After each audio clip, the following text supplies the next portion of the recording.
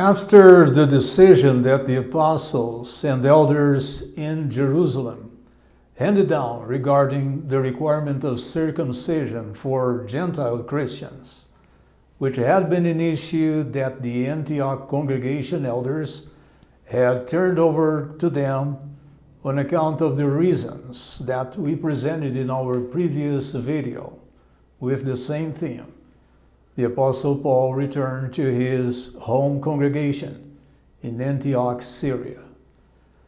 Then, not long after these events, but still around the year 50 CE, Paul left Antioch and set off on his second missionary journey with his new companion, Silas, according to the account of Acts 15, verse 40. As they traveled on through the cities that Paul and Barnabas had visited on their first missionary journey, they would deliver to them for observance the decrees that had been decided on by the apostles and the elders who were in Jerusalem, according to Acts 16, verse 4. The congregations in the cities visited by Paul and Silas were predominantly made up of uncircumcised Gentile Christians. Therefore, the letter that the apostles and the elders in Jerusalem had sent specifically to the congregation of Antioch, Syria, was also of benefit to them. In Lystra, Paul expressed the desire for a local young Christian named Timothy to accompany him on the rest of his journey. So he took him and circumcised him because of the Jews in those places, for they all knew that Timothy's father was a Greek, according to the account of Acts 16, verses 1 through 3. But why did Paul find it necessary to circumcise Timothy when it had just been ruled that circumcision was not a requirement for the Gentiles? It is possible that Paul must have reasoned that Timothy's uncircumcised state could become not only a stumbling block for non-Christian Jews in those regions, but also a distraction that would shift the attention of the Jewish community from the things that he wanted to preach to them. Both he and Timothy knew that neither circumcision nor uncircumcision is of any value to secure the salvation of anybody, whether Jew or Gentile. Yet, they were willing to do all things for the sake of the good news or the gospel, according to Galatians 5, verse 6, and chapter 6, verse 15. In his first letter to the brothers in Corinth, written during his third missionary journey, Paul explained, "For though I am free from all people, I have made myself the slave to all, so that I may gain as many people as possible. To the Jews I became as a Jew, in order to gain Jews. To those under law I became as under law, though I myself am not under law, in order to gain those under law. To those without law, that is, Gentiles, I became as without law, although I am not without law toward God, but under law toward Christ, in order to gain those without law. To the weak, I became weak, in order to gain the weak. I have become all things to people of all sorts, so that I might by all possible means save some. But I do all things for the sake of the good news, in order to share it with others." These are Paul's words at 1 Corinthians 9, verses 19 through 23. Although Paul's words leave no doubt that he was self-sacrificing in his earnest effort to share the good news with others outside the congregation, he staunchly refused to submit to the whims of those in the congregation who insisted that he and others do things that God does no longer require of his servants. For example,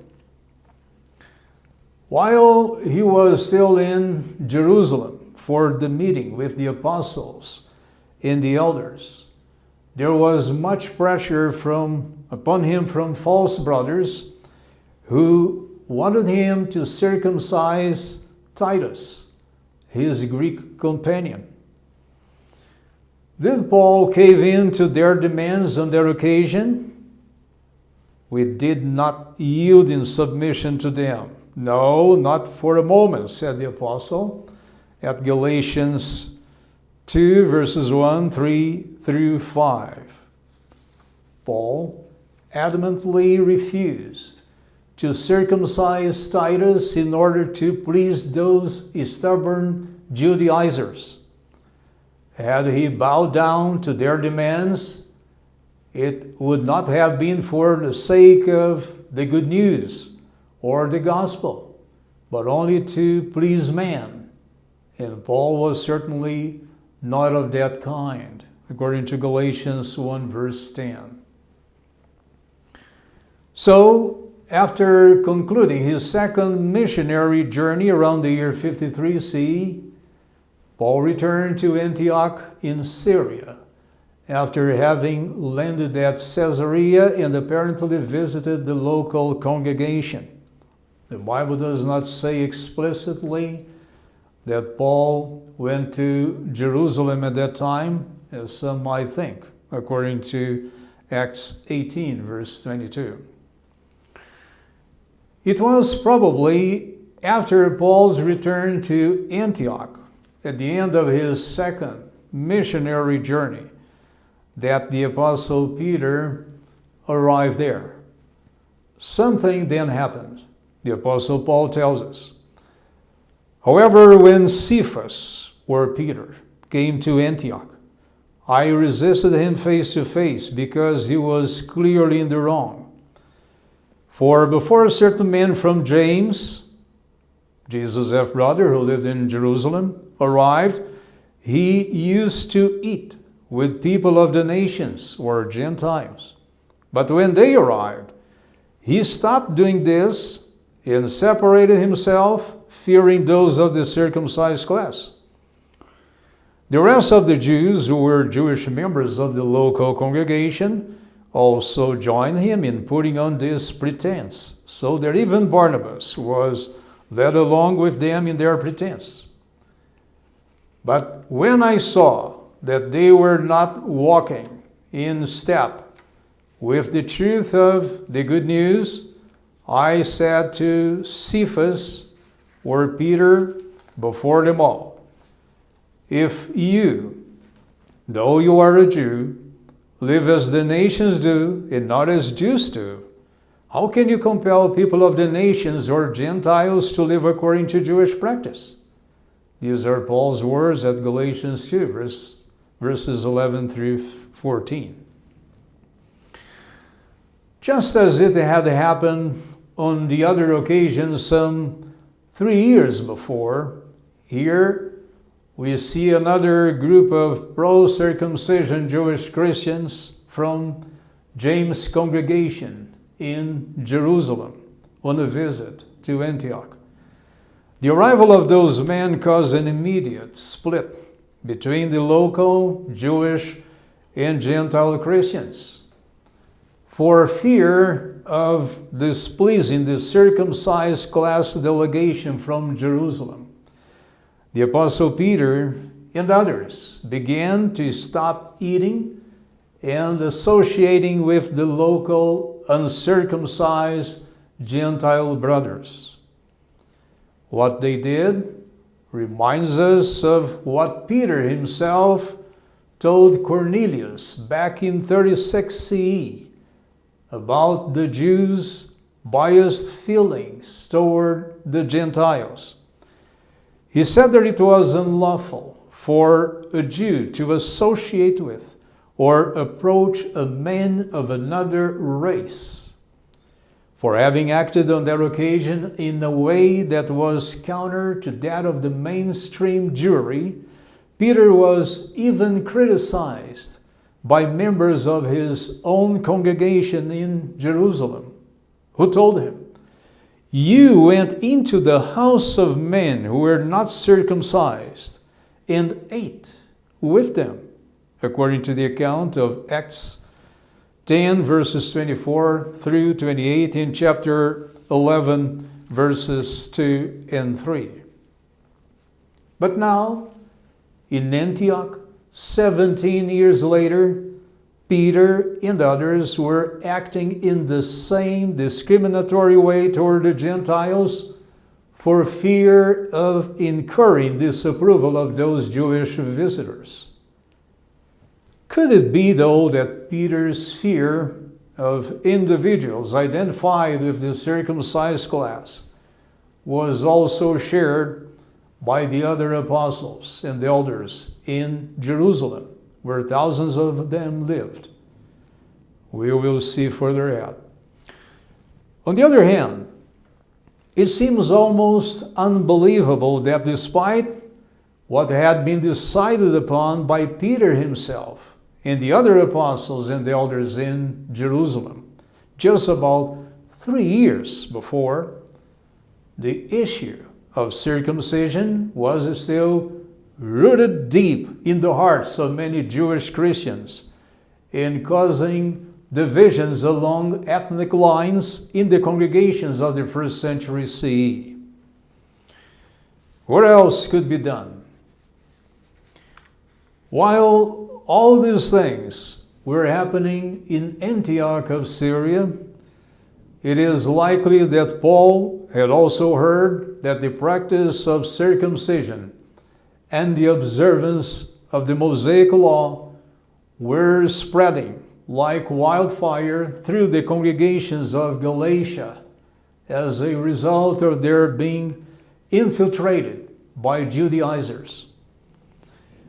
In the face of such spiritual danger, Jehovah inspired Paul to write a forceful letter to those congregations. In his letter that he probably wrote from Antioch around the year 53 CE, he told the brothers, "I am amazed that you are so quickly turning away from the one who called you with Christ's undeserved kindness to another sort of good news. Not that there is another good news, but there are certain ones, Judaizers, who are causing you trouble and wanting to distort the good news about the Christ. However, even if we or an angel out of heaven were to declare to you as good news something beyond the good news we declare to you, let him be accursed. As we have said before, I now say again, whoever is declaring to you as good news something beyond what you accepted, let him be accursed." Galatians 1, verses 6 through 9. He further told them that a man is declared righteous not by works of law, but only through faith in Jesus Christ. So we have put our faith in Christ Jesus, so that we may be declared righteous by faith in Christ and not by works of law, for no one will be declared righteous by works of law. These are Paul's words at Galatians 2, verse 16. He explained that they were acting in a senseless way by having been under the evil influence of the Judaizers, according to Galatians 3, verse 1. In verse 3 of the same chapter, he argued that all those who depend on works of law are under a curse, for it is written, Cursed is everyone who does not remain in all the things written in the scroll of the law by doing them. In other words, it is not enough to keep just one commandment of the law. The obligation is to keep them all. Otherwise, there is no reward or blessing for the individual. The problem, though, is that no imperfect human could ever keep all the commandments of the Mosaic Law without ever failing. Hence, the curse that hangs over everybody's head for not perfectly keeping every commandment of the law is death. Thankfully, Jesus released us from that curse, according to Galatians 3, verse 13. Paul urged the Galatians not to let themselves be confined again in a yoke of slavery, according to Galatians 5, verse 1. He also warned them in verse 3 that whoever gets circumcised is placing himself under the obligation to keep the whole Mosaic Law. Then he added in verse 4, you are separated from Christ. You, who are trying to be declared righteous by means of law, you have fallen away from his undeserved kindness. Trying to obtain salvation or be declared righteous before God through the observance of the Mosaic Law is tantamount to a rejection of Christ's sin-atoning sacrifice in our behalf, which separates us from him in his undeserved kindness. Regarding the Judaizers who were misleading them, Paul wrote, all those who want to make a good impression in the flesh are the ones who try to compel you to get circumcised, doing so only to avoid being persecuted for the tortured sake of the Christ. For even those who are getting circumcised do not keep the law themselves, but they want you to be circumcised so that they may have cause for boasting about your flesh. These are Paul's words at Galatians 6, verse 12. Paul's letter to the congregations of Galatia exposed in a straightforward manner the evil influence of Judaizers among Gentile Christians. Paul compared them to a little leaven that ferments the whole batch of dough.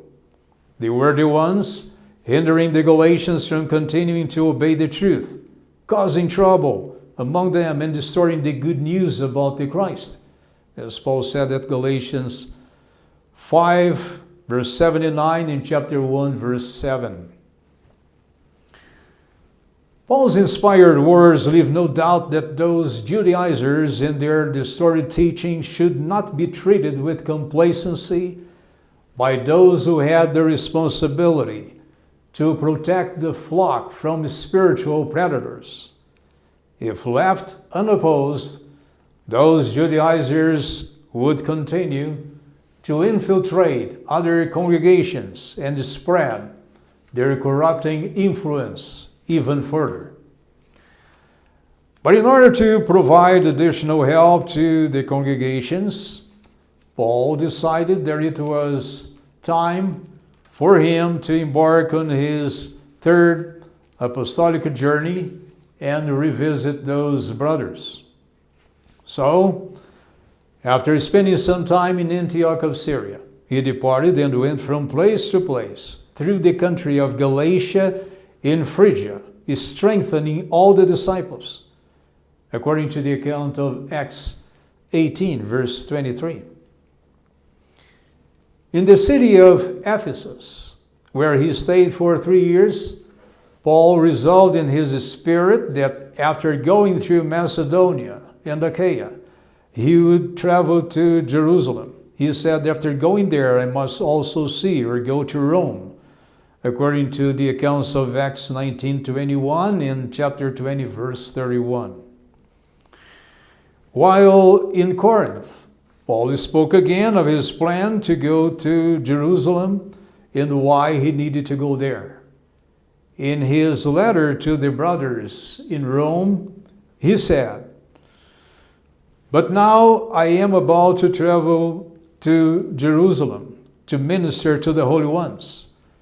For those in Macedonia and Achaia have been pleased to share their things by a contribution to the poor among the holy ones in Jerusalem." Romans 15, verse 25-26. The Bible thus makes it clear that Paul needed to go to Jerusalem, specifically to deliver that material contribution to the poor brothers who lived in that city, not because he was under any obligation to render an account of his ministry to the elders there, according to Romans 15, verse 28.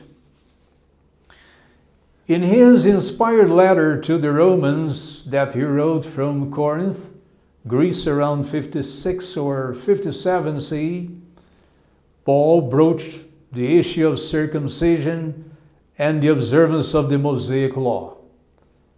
Among other things, he said that circumcision is in fact a benefit only if you practice law.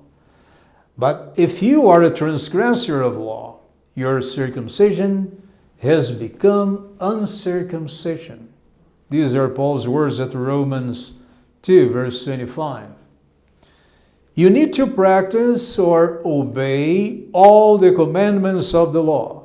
But if you break any of them, your circumcision loses all its value, according to these passages. At Romans 2, verses 28 and 29, he argued that what really matters before God is the circumcision of the heart, not that of the flesh. He further showed that it is as a free gift that we are being declared righteous by the ransom paid by Christ Jesus, according to Romans 3, verse 24. He then asked, "Where then is the boasting? There is no place for it. Through what law? That of works? No, indeed, but through the law of faith. For we consider that a man is declared righteous by faith apart from works of law." Romans 3, verse 27-28. He then concluded in verse 30 that God will declare circumcised people, namely Jews, righteous as a result of faith, and uncircumcised people, or Gentiles, righteous by means of their faith. Paul admitted that the Jews had a zeal for God, but not according to accurate knowledge. For because of not knowing the righteousness of God, but seeking to establish their own, they did not subject themselves to the righteousness of God. For Christ is the end of the law, so that everyone exercising faith may have righteousness, according to Romans 10, verses 2-4.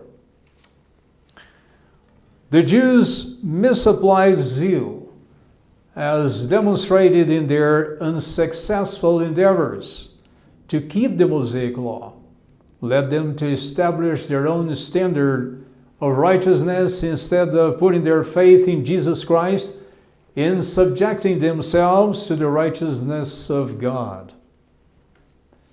Hence, from what we have seen until now, the Apostle Paul did not minimize the spiritual danger that Judaizers and circumcision supporters pose to the Christian congregations everywhere.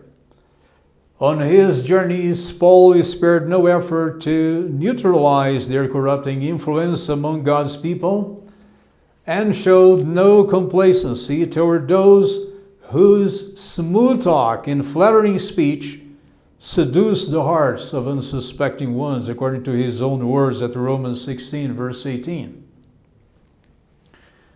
Regardless of how zealous for the Mosaic Law some might present themselves, Paul courageously exposed the futility of their endeavor and highlighted the superior value of Christ's ransoming sacrifice to cleanse us from our sins and the need that all of us have to accept it as God's free gift. But what about the elders in Jerusalem? Were they as energetic as Paul to counter the evil influence of those in their midst who insisted on observing the Mosaic Law and promoting the practice of circumcision among Jewish and Gentile Christians? We will see further ahead. For obvious reasons, Jerusalem not only had the largest community of Jews practicing their different forms of Judaism, but also the largest number of Jewish Christians, many of whom still identified with the circumcised class. Therefore, Paul knew that his trip to Jerusalem would not be without trouble. For that reason, he even asked the brothers in other regions to pray for him so that he could be rescued from the unbelievers in Judea, according to Romans 15, verse 30-31, Acts 20, verse 20 through 24, in chapter 21, verses 10 through 13. He expected opposition, both from inside and outside the congregation. When Paul finally arrived in Jerusalem, after having concluded his third missionary journey around 57 CE with donations for the poor brothers there, the practice of circumcision and the observance of other commandments of the Mosaic Law were widespread among the brothers and tolerated by the local elders. Luke, the inspired writer of Acts of Apostles, who was also traveling with Paul, tells us, "When we got to Jerusalem, the brothers welcomed us gladly. But on the following day, Paul went in with us to James, who was Jesus' half-brother, and all the elders were present. And he greeted them and began giving them a detailed account of the things God did among the nations through his ministry. After hearing this, they began to glorify God. But they said to him, 'You see, brother, how many thousands of believers there are among the Jews, and they are all zealous for the law. But they have heard it rumored about you that you have been teaching all the Jews among the nations in apostasy from Moses, telling them not to circumcise their children or to follow the customary practices. As for the believers from among the nations or Gentiles, we have sent them our decision in writing that they should keep away from what is sacrificed to idols, as well as from blood, from what is strangled, and from sexual immorality,' according to the accounts of Acts 21, verse 17 through 21 and 25, chapter 24, verse 17, and Galatians 2, verse 10. The account just read first tells us that Paul was received in Jerusalem by James, who was Jesus' half-brother, and all the elders.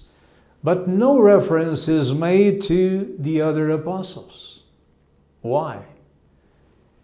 It is possible that some of them might have already died. Others might be out of town, traveling somewhere, or could have even relocated to different places. In fact, there was nothing odd about their absence from Jerusalem, inasmuch as they were under no obligation whatsoever to remain together or even to restrict their domicile to that city. Jesus had never required this of his apostles. It is true that on the very day of his ascension back to heaven, Jesus told his faithful apostles not to leave Jerusalem, but keep waiting for what the Father had promised, namely the Holy Spirit, with which they would be baptized 10 days later on the day of Pentecost 33 CE. But he also added, "But you will receive power when the Holy Spirit comes upon you, and you, apostles, will be witnesses of me in Jerusalem, in all Judea and Samaria, and to the most distant part of the earth," according to Acts 1, verse 4, 5, and 8. Jesus' words clearly indicate that the ministry of the apostles would be mobile, not static or confined to a specific geographic place. This is the reason why the Apostle Peter, in later years, wrote his first inspired letter not from Jerusalem, but from Babylon, in far off Mesopotamia, according to 1 Peter 5, verse 13. His second inspired letter, addressed as a reminder to the recipients of his first letter, was likely sent from the same place or region, according to 2 Peter 3, verse 1. The book of Revelation was written by the Apostle John on the island of Patmos, while the gospel that bears his name and his 3 inspired letters were probably written in or near Ephesus in Asia Minor. This is a further strand of evidence that there was no such thing as a fixed governing body of apostles headquartered in Jerusalem or elsewhere. The fact that the Apostle Paul gave the elders in Jerusalem a detailed account of the things God did among the nations through his ministry provides no basis either for the assertion that his journey to Jerusalem had been for that purpose. As you may still recall, he went there specifically to deliver the contributions that the brothers in Macedonia and Achaia had sent to the poor families of the congregation, according to the account of Romans 15, verses 25 through 28. However, it is only natural that upon meeting with the local overseers or elders of the congregation in Jerusalem, into whose hands the contribution was personally delivered, Paul would also greet them fraternally and spontaneously tell them about all the spiritually upbuilding experiences that he enjoyed on his apostolic journeys. There will be no justifiable reason for him to withhold that information from his Christian brothers. It is natural that everybody enjoys telling his friends about experiences that he had after returning from a trip or vacation. So, what Paul did spontaneously on that occasion was nothing out of the ordinary and constitutes no solid evidence that his actions were driven by a sense of duty or accountability toward those Jerusalem elders, or that he viewed them as his higher-ups in the Christian arrangement. When Paul finished his account, the local elders began to talk, as it would also be natural in a two-way conversation. The Apostle Paul must have heard in silence, though not approvingly, their commendatory words about the thousands of Jews in Jerusalem who had become believers or Christians while still remaining all zealous for the Mosaic Law. Paul must have also wondered why James and his fellow elders in Jerusalem had not yet reasoned more forcefully from the Scriptures with those local Jewish converts about the futility of their observance of the law. The Jerusalem elders' failure to do that was one of the reasons why the number of Judaizers had grown so much among the Gentile congregations. No wonder Jerusalem had become a major, if not the most important point of origin, whence various groups of Judaizers departed to infiltrate the Gentile congregations and distort the good news or the gospel that Paul preached to them according to the account of Galatians 1 verses 7 and 8. At the meeting with the Jerusalem elders, Paul was further told that those local Jewish converts had heard it rumored that he had been teaching other Jews who lived in Gentile territories that they should apostatize from Moses and not circumcise their children. Those pro-circumcision Jewish Christians were shocked that Paul could be teaching such things, and the elders in Jerusalem were worried about what their reaction might be when they learned that Paul was in town. So they asked him, what then is to be done about it? They are certainly going to hear that you have arrived. Acts 21, verse 22.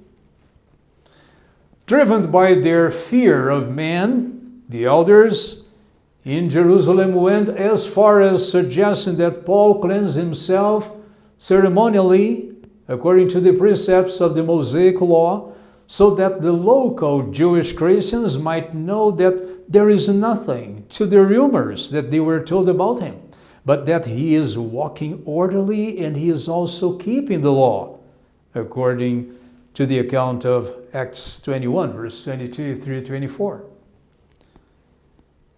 Paul complied with the elder's suggestion, not because he was willing to cater to the legalistic whims of the local Jewish Christians, but because he could use it as a shrewd pretext to go to the temple and approach non-believing Jews with the good news about Jesus and his messiahship.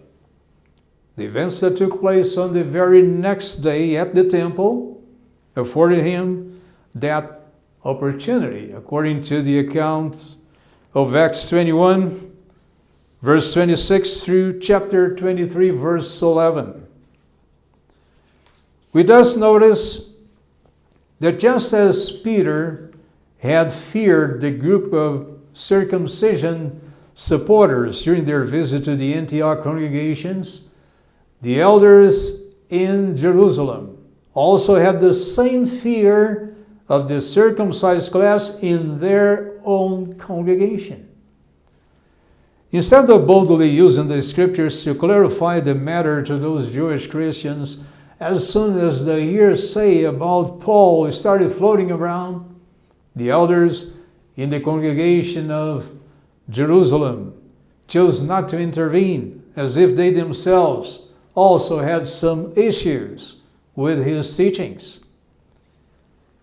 The fear-driven inaction of those Jerusalem elders no doubt emboldened the circumcised class to continue promoting the observance of the Mosaic Law and the practice of circumcision in all the Christian congregations, both in Jerusalem and elsewhere. Furthermore, the elders in Jerusalem also seem to apply the exemption from the requirement of circumcision only to the Gentiles, but not to the Jews. This is deduced from their statement, as for the believers from among the nations, that is, the Gentiles, we have sent them our decision in writing, as if the said decision that they had made 7 years prior did not apply to the Jewish Christians as well. Was there any problem with those Jerusalem elders' reasonings? Yes. For one thing, the attempt to restrict the applicability of the apostolic decree only to the Gentile Christians might contribute to perpetuate the belief that circumcision was still mandatory, at least for the Jewish Christians and their sons. However, this faulty understanding would collide with the principle found at Numbers 15, verse 15 and 16, which requires the application of the same laws to God's people without exceptionalities based on ethnic, racial, or social grounds. Moreover, any attempt to restrict the applicability of the apostolic decree only to the Gentile Christians could have the potential to spread quickly to other congregations on the assumption that it had become a teaching upheld by the elders in Jerusalem. Therefore, in view of all these implications, it is evident that the way the elders in Jerusalem dealt with the issue of circumcision, the observance of the Mosaic Law, and the evil influence of the Judaizers in their own congregation was not in perfect tune with the Apostle Paul's inspired exhortations to the Galatians and the Romans.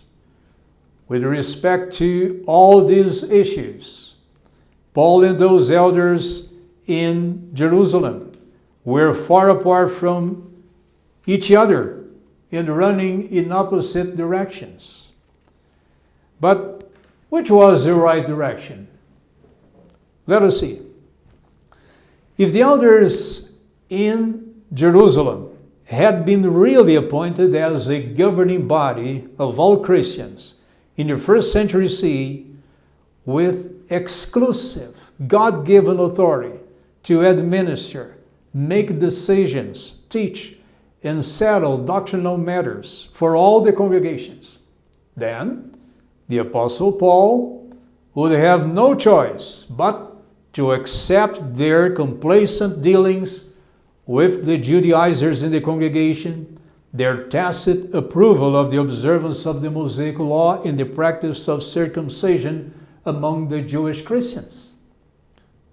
Moreover, if the elders in Jerusalem were in fact the exclusive channel through which God spiritually fed and directed his people in those days, the logical conclusion that we would have to draw is that those elders would also have been the only ones that Jehovah would inspire to supply spiritual food and instruction to the congregations. This means that nobody else could have been entrusted with that responsibility, not even the Apostle Paul. Only the members of the supposed governing body in Jerusalem would have had that prerogative. Is that, though, what the inspired scriptures teach and reveal? Let the facts speak for themselves.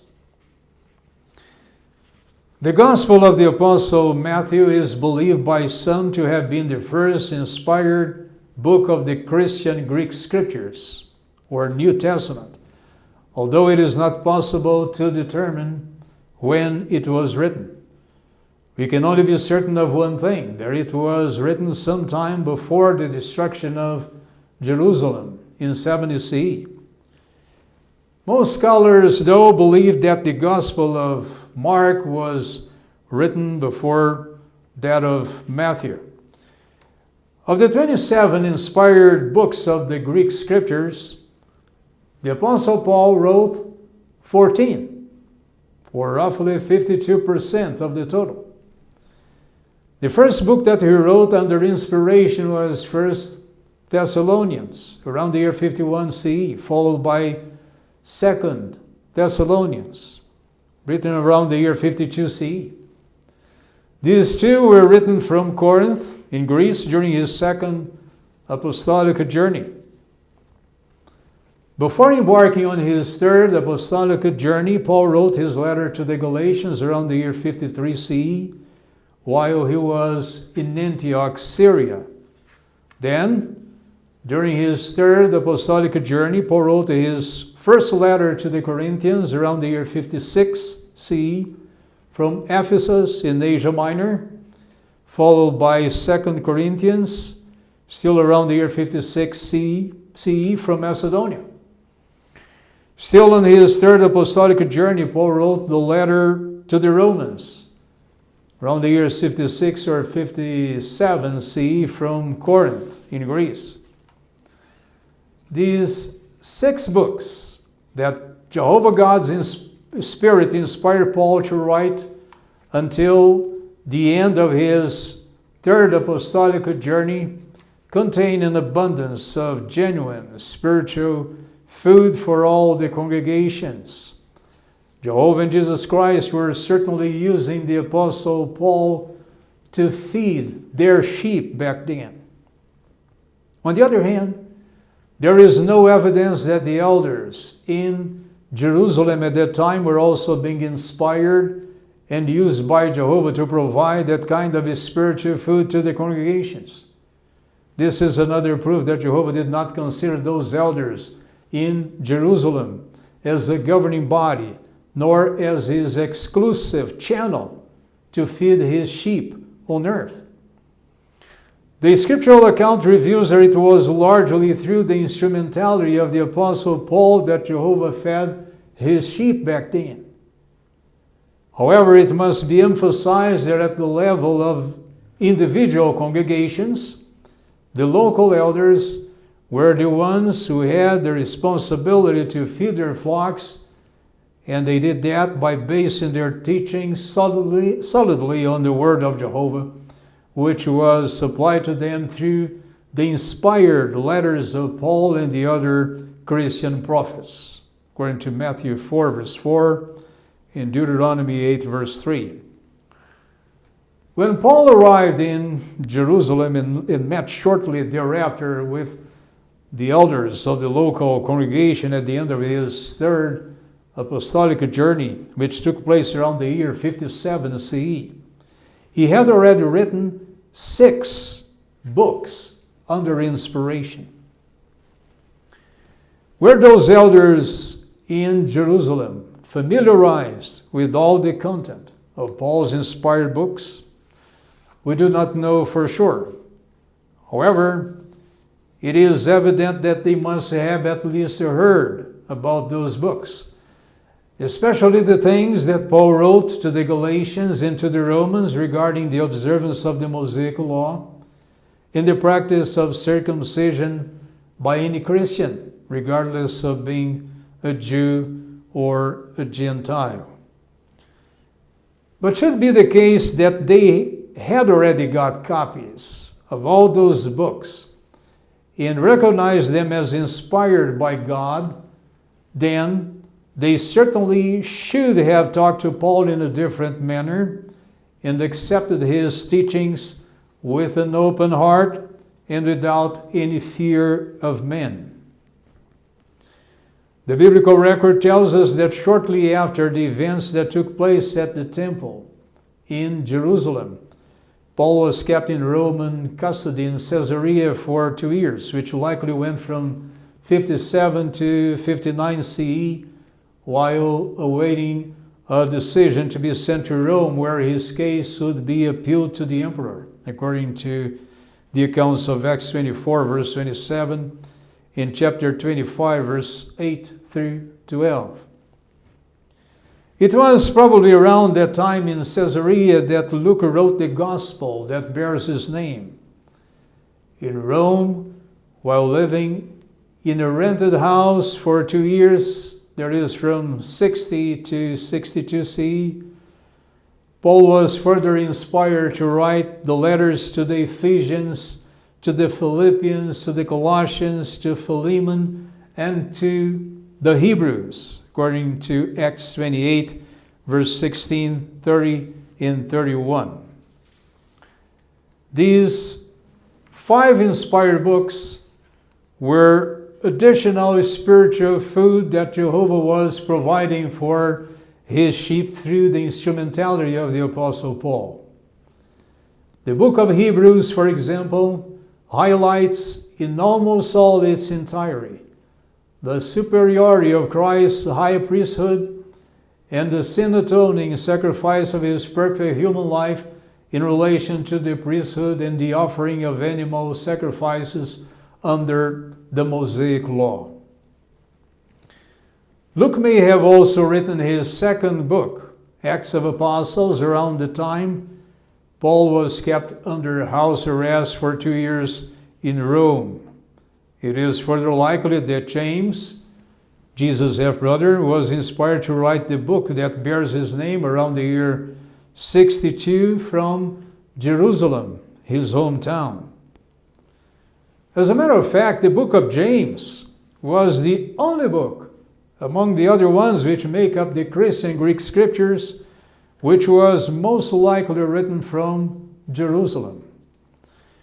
When Paul was released from his prison in Rome around the year 62 CE, he was inspired again to write the books of 1 Timothy and Titus. These were written around 62 through 64 CE. The Apostle Peter may have also written his 2 inspired letters from Mesopotamia around the same time. By the way, in his second letter, the Apostle Peter openly recognizes Paul's letters as rich in God-given wisdom and as an integral part of the inspired scriptures, according to his words as 2 Peter 3, verse 15 and 16. After being arrested for the second time in Rome and while awaiting his execution, Paul was inspired to write his 14th book, known as 2 Timothy, which was likely written in 65 CE. Mark and Jude, who was Jesus' half-brother, may have also written their inspired books around the same year. The Apostle John wrote the book of Revelation around the year 96 CE, while 1 John, 2 John, 3 John, and the Gospel account that bears his name were probably written in 98 CE. While all these books and letters penned by different writers constituted genuine spiritual food provided by Jehovah for all his sheep, it is undeniable that the Apostle Paul was the channel through whom most of that spiritual food was dispensed to the Christian congregations and at a more regular frequency than through any other inspired writer.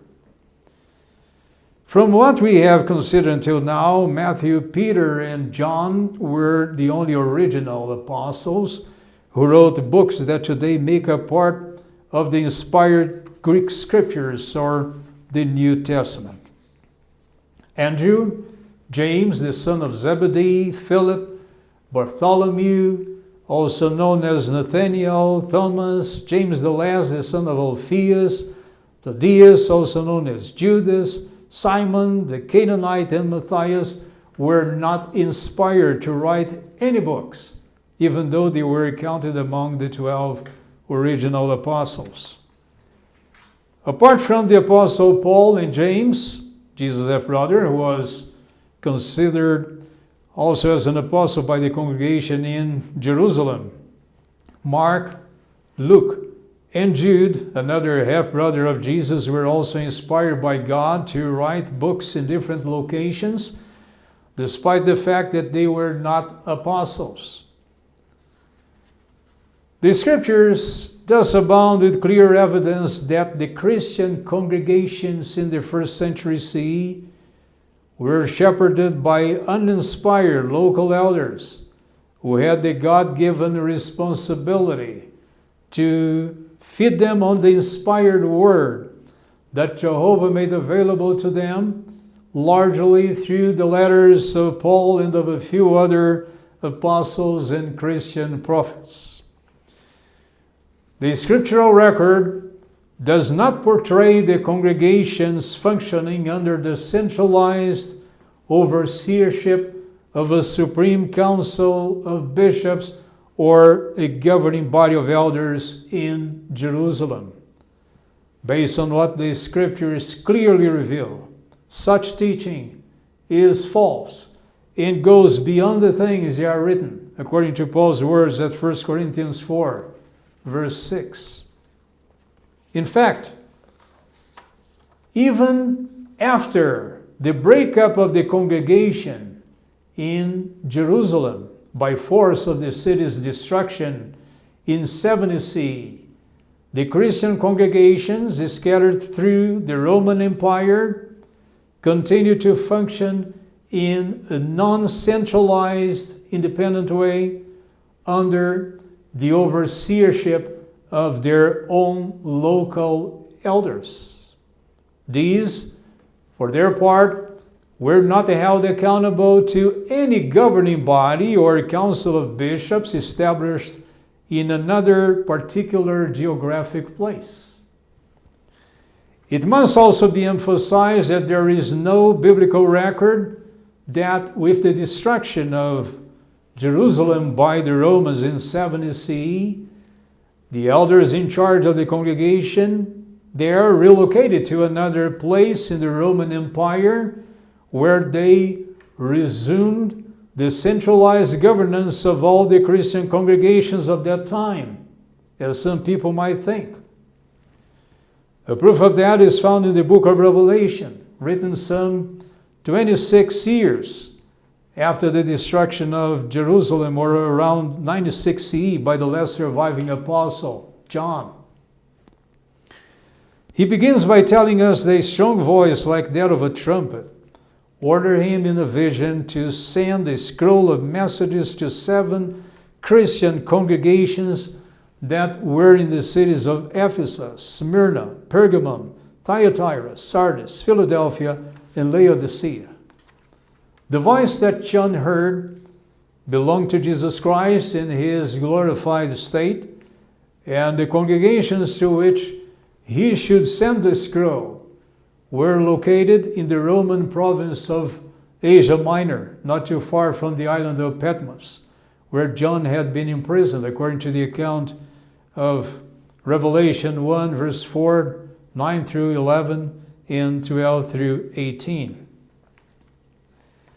The inspired record shows that those 7 congregations located in different cities were shepherded and overseen by their own local elders, with no evidence that they were in subjection to any external agencies such as a council of bishops or a governing body, for that matter. If that had been the case, Jesus would not have sent messages directly to those congregations. Instead, he would contact the supposed governing body or council of bishops so that it could send representatives to those 7 congregations and solve whatever problem or deficiency they had. But this is not what Jesus did. Why? Because there was no such thing as a centralized authority governing the early Christian congregations.